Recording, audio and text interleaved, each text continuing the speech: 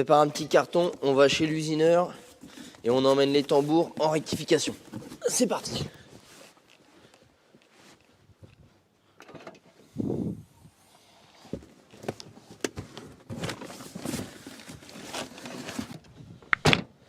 Bon, ça c'est la petite boîte en local qui me rend pas mal de petits services. Ils sont raisonnables niveau tarif et ils sont super arrangeants. Donc du coup, on continue de les faire travailler.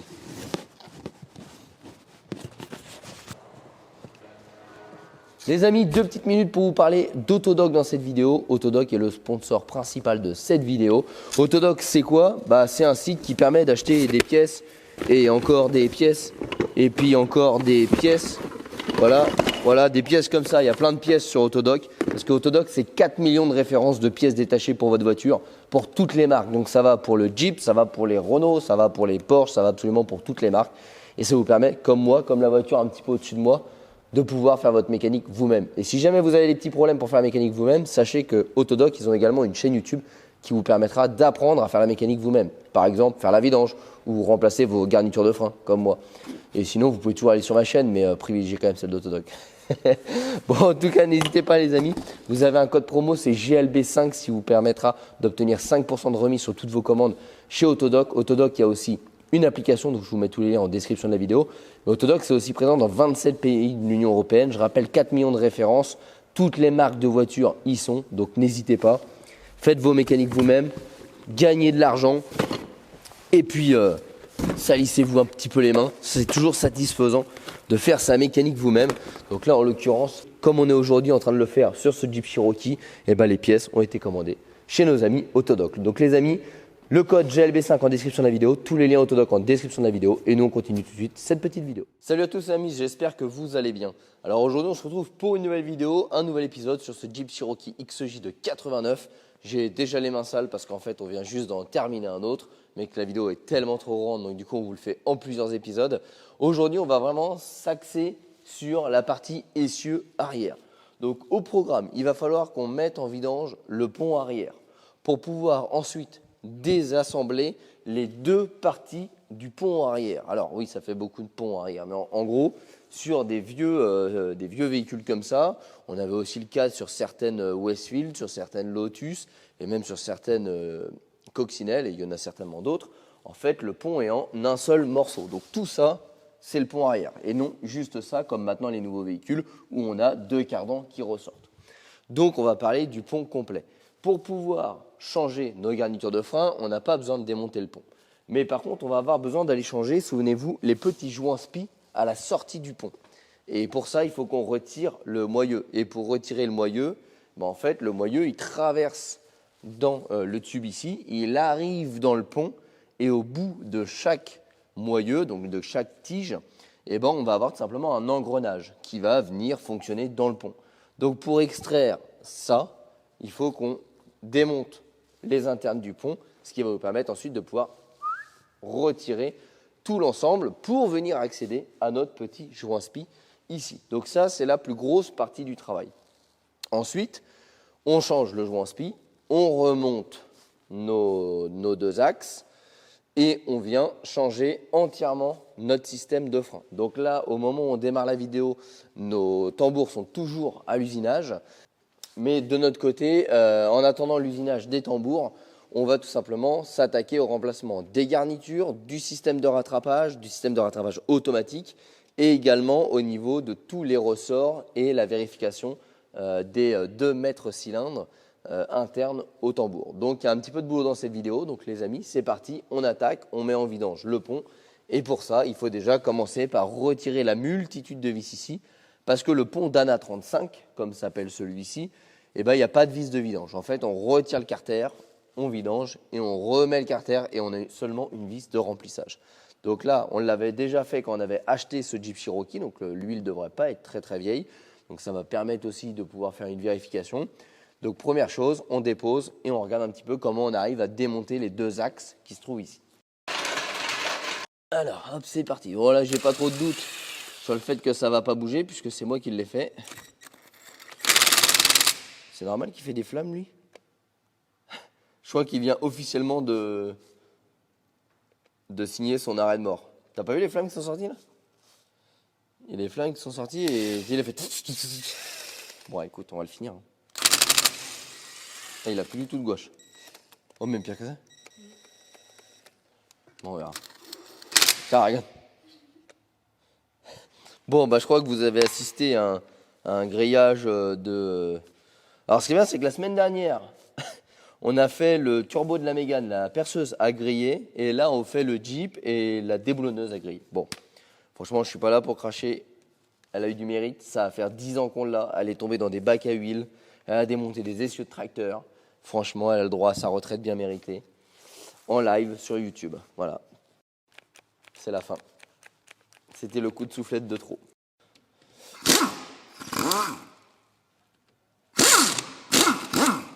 Alors là, on vient tranquillement créer une petite ouverture sur le bas. Voilà, l'huile de pont, elle n'est pas bien sale. Voilà, 40 000 km.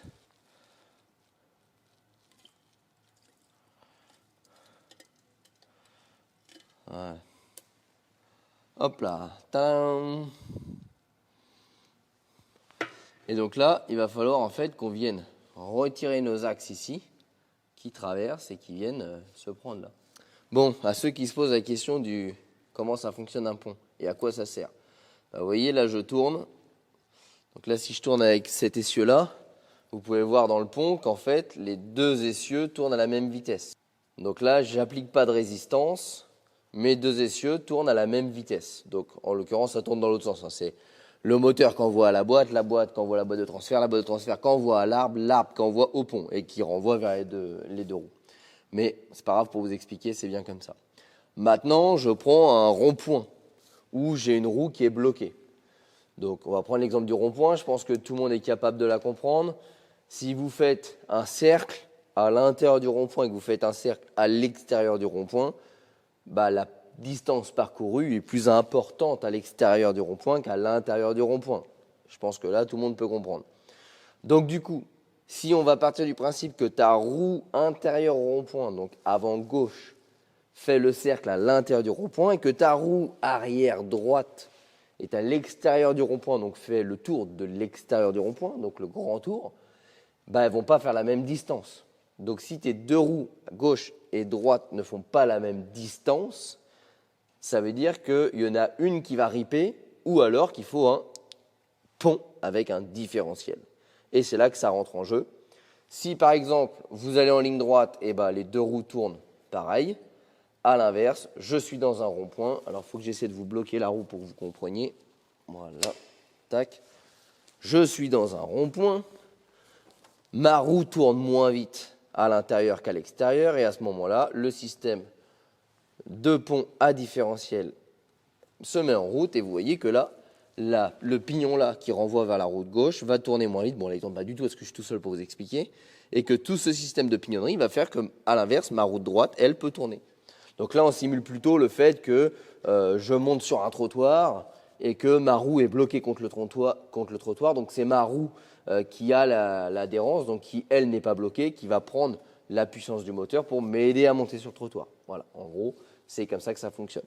Mais ça permet aussi de pouvoir effectuer un nombre de tours différents, une vitesse différente selon le côté de la voiture, pour éviter que tout simplement ta voiture fasse crac, crac, crac, crac, crac quand tu roules. Parce que sinon ta roue riperait, c'est aussi simple que ça. Petite chose très simple à faire, tu peux te mettre, alors il y a certains véhicules, notamment tout ce qui est 4x4, buggy, etc. On a le blocage du différentiel, sur les tracteurs également. Mais en fait, le blocage du différentiel, qu'est-ce que c'est? Eh bien, je retire mon blocage.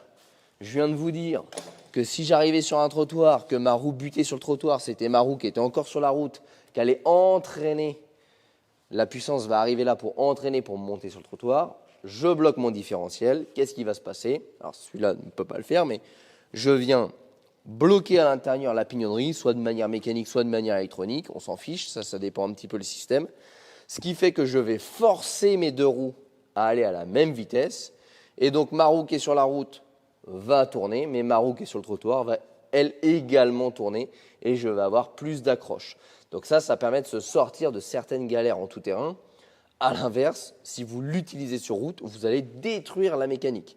D'une, parce que vos deux roues vont tourner à la même vitesse constamment, ce qui fait que votre roue extérieure, dans chaque virage, va venir ripper, donc vous allez détruire le pneumatique. Et deuxièmement, vous allez forcer en continu sur la pignonnerie du pont. C'est fait pour travailler en ligne droite, c'est en aucun cas fait pour travailler dans les virages quand on bloque un différentiel. Sauf si vous êtes dans la gadoue, parce que votre roue ne va pas exercer de résistance, étant donné que c'est dans la gadoue. Mais sur route, bloquer le différentiel, c'est détruire la mécanique. Voilà, donc ça c'est juste pour vous expliquer un petit peu à quoi ça sert et comment ça fonctionne.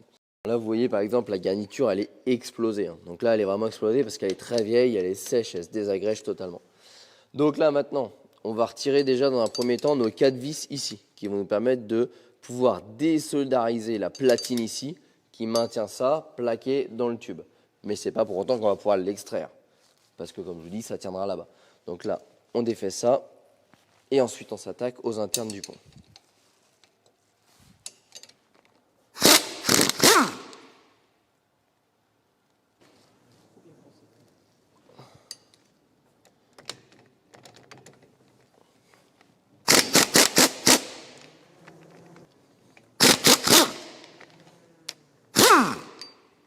Là, on fait très attention parce que ça peut vite faire mal.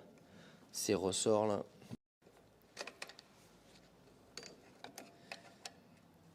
Voilà. Hop.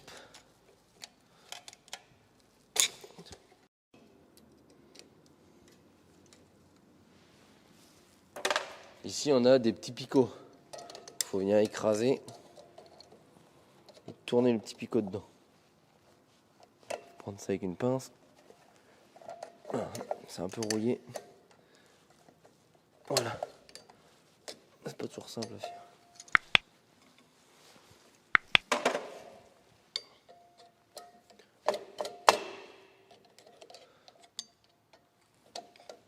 Voilà, tac, et hop. Ce qui maintient les garnitures au fond. Et le fait d'avoir un peu de mou, ça va peut-être nous donner un peu plus de place pour retirer les ressorts.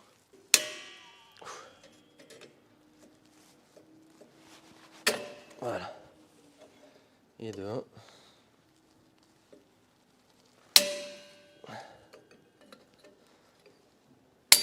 Et de 2. Donc là maintenant on voit que la petite plaque qui est là, voilà, hop, elle va permettre de se barrer. Et notre joint spi se trouve juste derrière. Hop. Alors je pensais qu'il fallait que je démonte le pignon là pour sortir la tulipe. Mais visiblement sur ce pont là, non, il n'y a pas besoin. Donc en fait la tulipe elle est juste bridée par nos 4 vis qu'on vient de démonter. Et en fait elle est rentrée dedans. Et elle vient se mettre via des cannelures directement dans notre poulie ici. Donc d'après la RTA que je viens de consulter, il semblerait qu'on ait juste à tirer sur la tulipe ici, une fois avoir retiré nos 4 vis là, et ça sortirait d'un bloc. Donc en fait la cannelure s'extrairait du pignon du pont. Donc le seul problème qu'on a, c'est que pour extraire ça, vous avez compris, il y a la flasque du tambour derrière, donc on ne peut pas venir taper. Donc il faut un marteau à inertie, que je n'ai pas. Donc du coup, l'autre solution que j'ai, c'est de mettre la roue et avec un maillet de venir taper sur la roue en espérant qu'on arrive à extraire. Je suis moyennement convaincu, donc on va essayer cette technique-là. Et si ça ne marche pas, il faudra que je fabrique une platine ici peut-être, que je vienne visser un axe pour venir pousser en fait sur la vis de la flasque en espérant aussi que ce ne soit pas trop dur et que je ne vienne pas tordre la flasque. Donc voilà, j'ai plusieurs idées en tête. Je ne sais pas laquelle va fonctionner. Donc pour l'instant, on va faire la plus simple. On remet la roue et avec un maillet, on frappe sur la roue pour essayer de débloquer tout ça. Hop là. Je mise tout sur la jante. Alors, verdict. Oh, ça y va. Ma technique est bonne. Trop simple. Non, c'est pas vrai, c'est pas trop simple. Ouais, c'est bon, c'est sorti. Ok. Moi, je suis content. Bon, avant de plus pouvoir défaire la roue, on va la dévisser.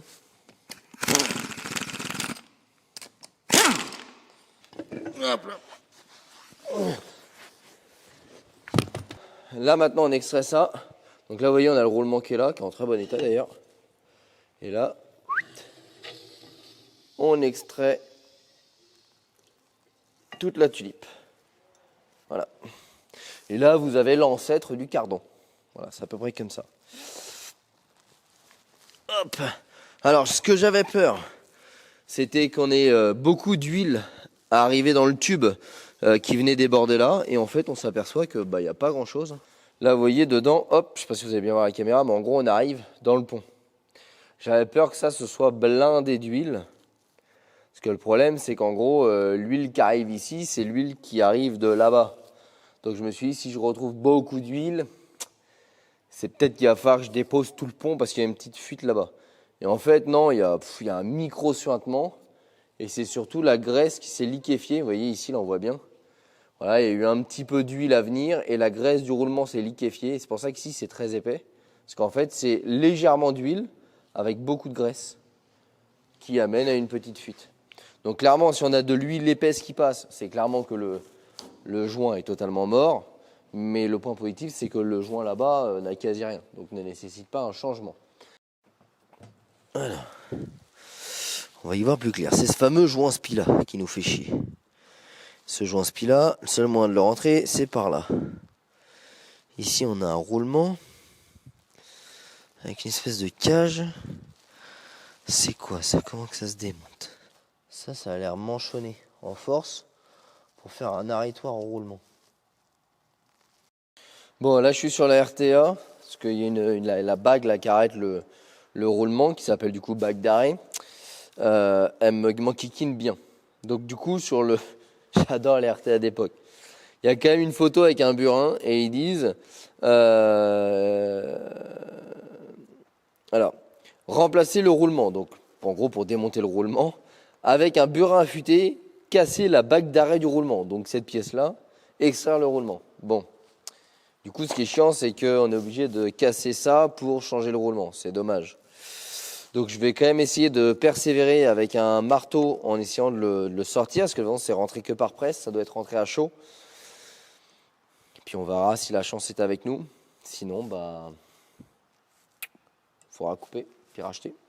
Bon, là on est un peu en papaouté, parce que là, la bague, je vais réussir à la sortir. On a déjà fait un petit peu, on a dû faire 1,5 mm. Sauf qu'en fait, le problème, c'est que mon roulement ici, quand je vais retirer la bague, je vais réussir à retirer mon roulement. Mais ma cage de roulement, qui est elle rentrée à la presse aussi sur l'axe, en fait je pourrais jamais la sortir. Et donc je pourrais jamais sortir mon joint spi.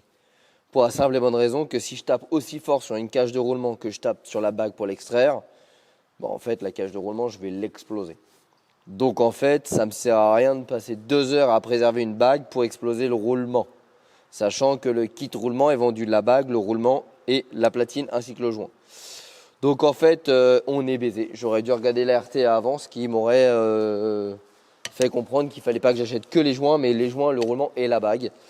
Donc là, on met en stand-by, on va commander les pièces et on se retrouvera dans la vidéo pour couper ça et venir tout remanchonner. Ça y est, on reprend nos tulipes. On a reçu les nouveaux roulements avec la petite bague qui vient tout simplement tenir, donc celle-ci et celle-ci. Alors, petite astuce, les roulements, sauf erreur de ma part, si vous les commandez sur Autodoc, qui est le moins cher en France, vous êtes aux alentours de 48 € le roulement et la bague.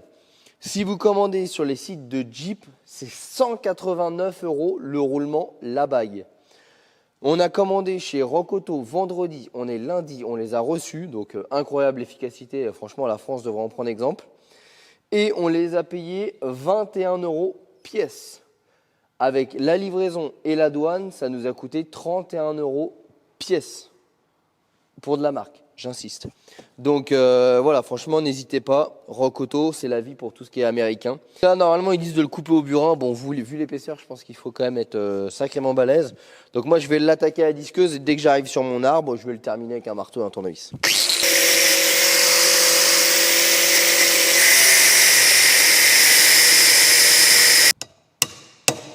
Un coup de marteau pour la fissurer et voilà, là on voit clairement que j'arrive à l'ouvrir et à la sortir. Voilà. Tac. Et de une. Maintenant, le roulement. Le roulement, lui, il est coupé aussi. Hop.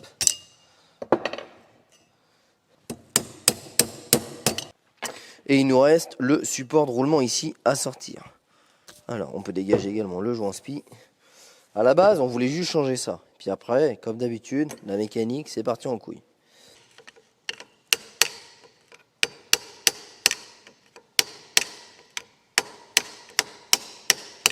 Voilà.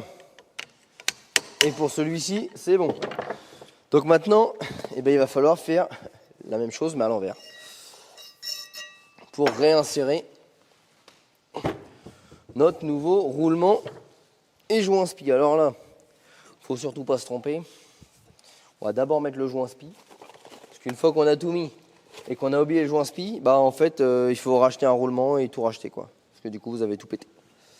Donc, le joint spi neuf, hop. Là, j'ai mon roulement comme ça pour moi. Hop, je vais quand même vérifier avant de lui mettre un coup de presse. On a ensuite la bague qui vient là également. Et du coup, on va se servir de l'appui de la bague pour venir enfoncer notre roulement ici. Pour ça, pas de secret, je ne vais pas le faire au marteau. Il va nous falloir une bonne vieille presse. Ça fait bien longtemps qu'elle n'a pas servi.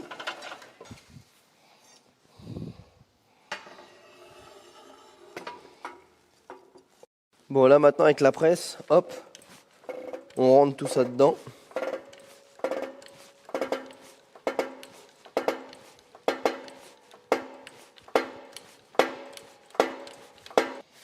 Et bah ça, on peut le remonter. Hop là. C'est parti.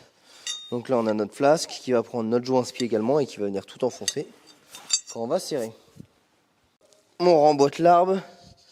On va bien vérifier au niveau du pont qu'on tombe bien dans les cannelures, surtout pas forcer, quoi. Parce qu'il faut qu'on aille rechercher notre pignon dans le pont. Je pense qu'on y est. Voilà, tac. Ensuite, on emboîte le tout en faisant bien gaffe que notre joint de spi prenne. Et là, théoriquement, on est bon.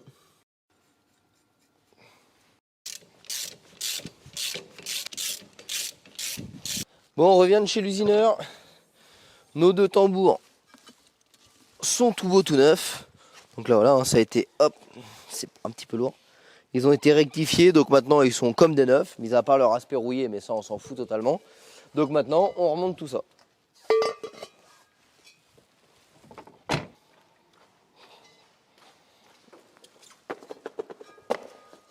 Alors là, on va déjà prendre un morceau, on va remettre notre système de frein à main.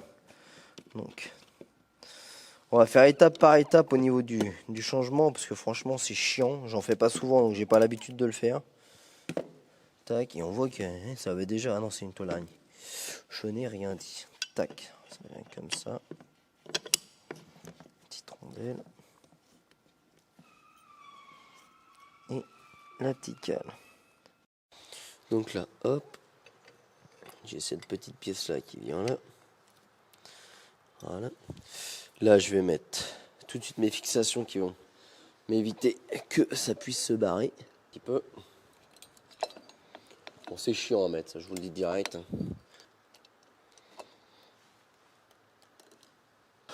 Celui-là, il y va comme ça, comme ceci. On va mettre les ressorts après. Alors, il y a peut-être des techniques mieux que la mienne. Franchement, j'ai pas la prétention de vous apprendre grand-chose sur les tambours. C'est quelque chose que j'aime pas et que je ne maîtrise pas forcément.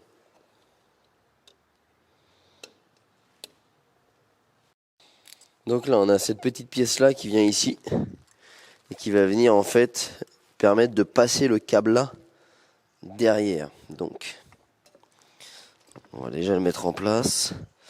Ensuite, ça tient avec ce petit ressort là qui tient quelque chose comme ça. Et là, il faut aller le crocher là-haut.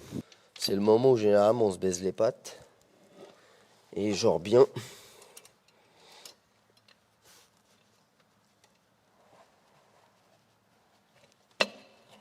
Ah.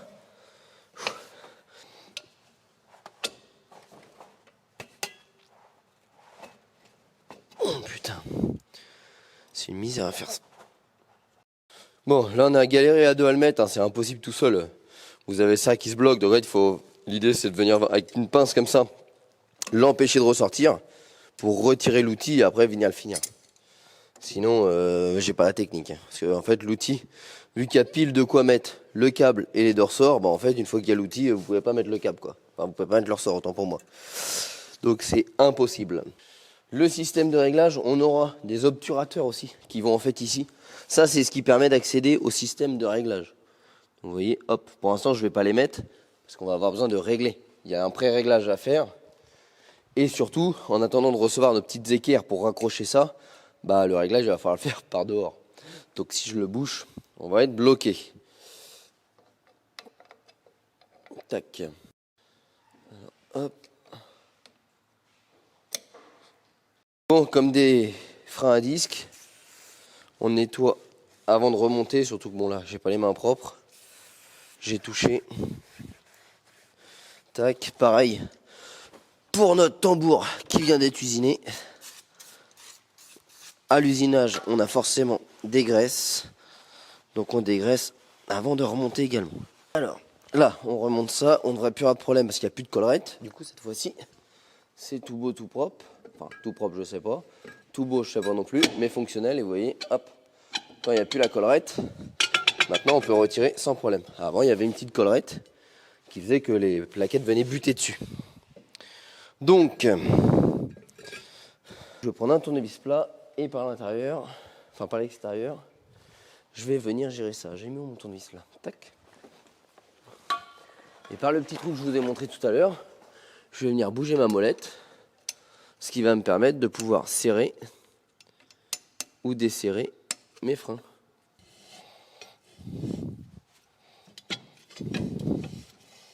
On va en profiter, on va remonter notre jeu de cale. Comme ça, ça va éviter qu'il bouge. Et on va s'attaquer à l'autre côté. Voilà, bon, on fera le serrage au couple définitivement après. Là, c'est juste pour tenir notre tambour. Donc là, même topo, on redémonte le mécanisme.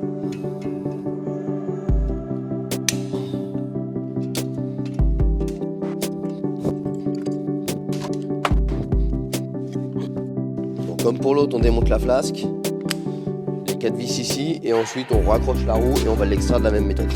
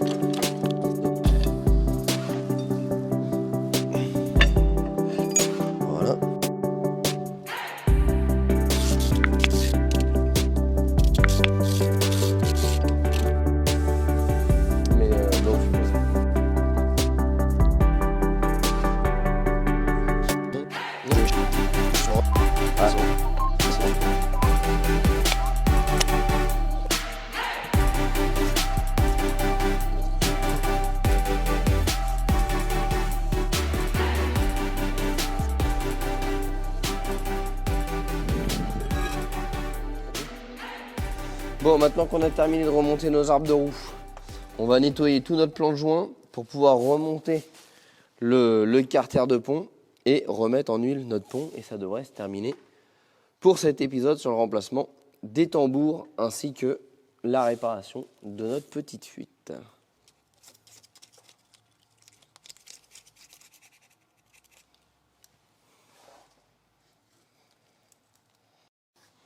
On dégraisse bien les surfaces.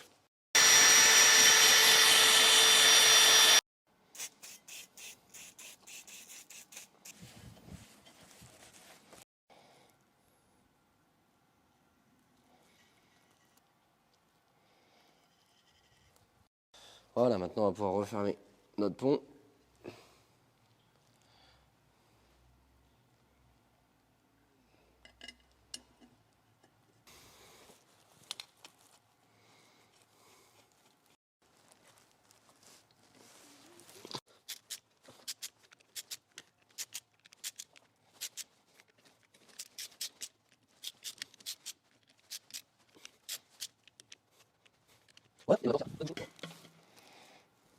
Bon alors, qu'est-ce qu'on va utiliser pour mettre dans le pont? Alors, j'ai l'huile de chez Saint-X. Donc Saint-X, c'est une marque issue de la compétition. Pour ceux qui débarquent un petit peu, on a fait des vidéos dessus. Je vous laisse aller vous renseigner si ça vous intéresse. Donc là, 75,90 dans le pont arrière. Et on va y ajouter 5% de MCR X1R. Le MCR, c'est quoi? C'est un additif anti-friction qui va permettre de limiter la friction et donc l'usure, mais aussi la consommation. Pareil, testé, validé, disponible sur mytelgarage.fr pour tous les produits si vous le souhaitez. Je vous mets les liens en description de la vidéo et je vous en dis pas plus. Si vous voulez voir les essais, comme d'habitude, ils sont disponibles sur ma chaîne YouTube. Allez, c'est parti. Donc là, on a 2 litres, donc 5%. Ça nous fait, alors, 0, 100 ml là. Hop, on injecte ça. Donc ça, c'est notre additif anti-friction. Pouf. Et maintenant, on remplit la boîte. Alors, pour remplir la boîte, vous avez plusieurs techniques. Je vais mettre ça parce que on va remplir jusqu'à débordement. Voilà. Alors, pour remplir la boîte, vous avez plusieurs techniques. J'ai mis où le bouchon? Merde, là.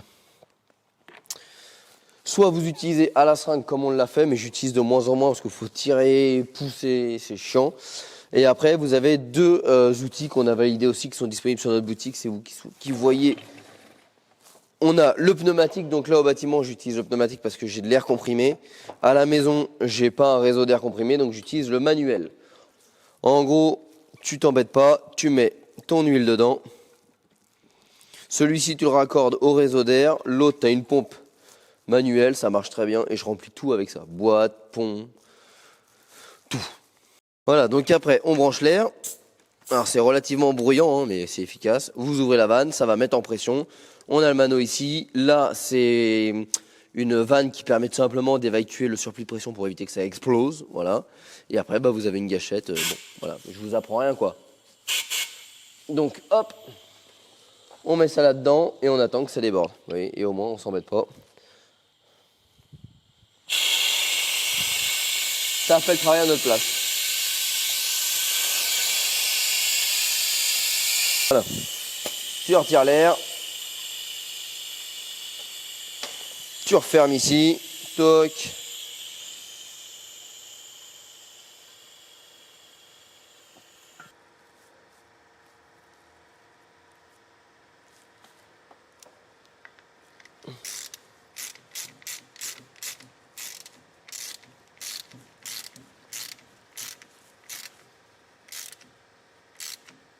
Voilà.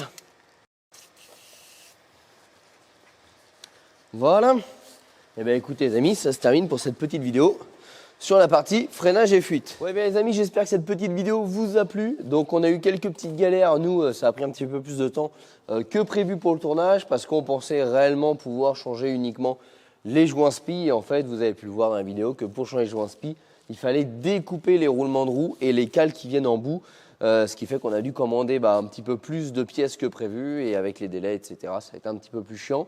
Après, en vrai, ça se fait bien. Vous voyez, sur la RTA, il notifie qu'il faut un marteau à inertie pour pouvoir extraire les tulipes. En fait, on voit qu'en mettant la roue dessus et en tapant avec un maillet, on les décolle relativement simplement.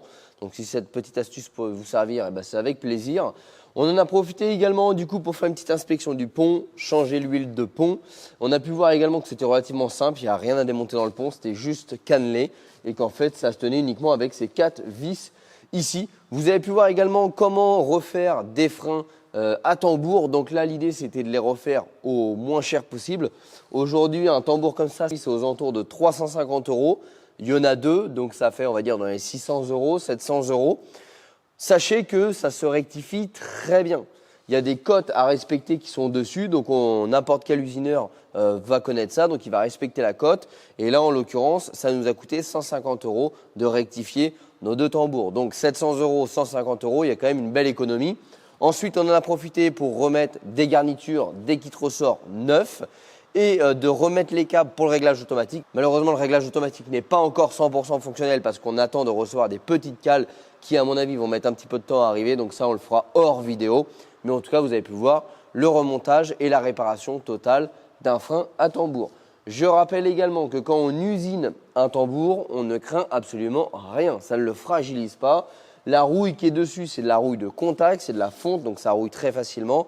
Ça, voilà, c'est que esthétique, mais en vrai, vous mettez des tambours tout neufs, au bout de 2 mois, ils sont rouillés. Donc en fait, ça ne sert strictement à rien d'acheter des tambours si votre but est juste que ça fasse joli.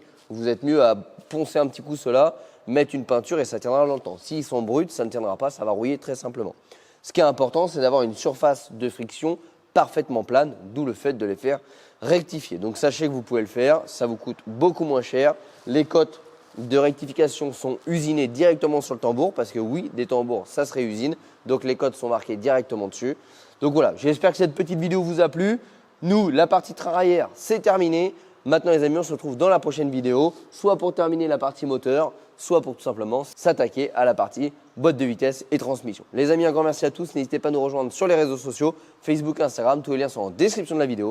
Et bien évidemment, abonne-toi, mets la petite cloche et on se retrouve très prochainement. Ciao!